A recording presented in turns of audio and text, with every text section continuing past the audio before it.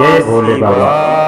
ईश्वर कहते हैं किसी को तकलीफें देकर मुझसे अपनी खुशी का दुआ मत करना, लेकिन अगर किसी को एक पल की खुशी देते हो तो अपनी तकलीफ का गम मत करना।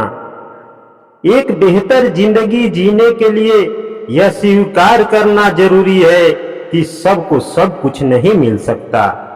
जीवन में चाहे जितना भी परेशानियां हो, वो चिंता करने से कम नहीं होता बल्कि और बढ़ता है।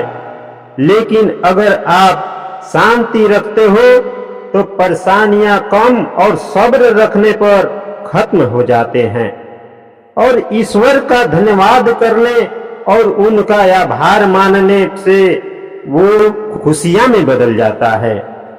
जीवन में कुछ इतने व्यस्त हो जाओ कि पछतावा, दुख, डर और नफरत के लिए समय ही ना बचे। याद रखे, खाली व्यक्ति को ही सबसे दुख रहता है। कुछ देने के लिए आदमी को हैसियत नहीं, दिल बड़ा होना चाहिए। आपके पास कितना है, क्या है, यह कोई मायने नहीं रखता। आपका सोच और नियत सर्वोपरि होना आवश्यक है।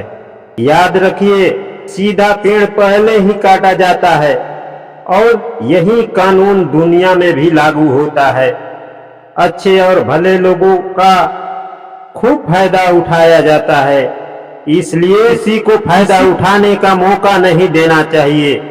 लोग अपनी मर्यादा में रहे, इसलिए समय के अनुसार खुद को बदलना सीखिए ताकि जीवन में अपने लक्ष्य को प्राप्त कर सके और समाज में बुरे लोगों के बीच सुरक्षित रह सके।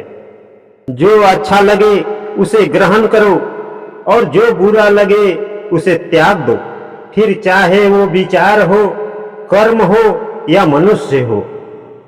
पुण्य किसी को दागा नहीं देता और पाप किसी का सगा नहीं होता। जो कर्मों को समझता है उसे धर्म समझने की जरूरत नहीं है।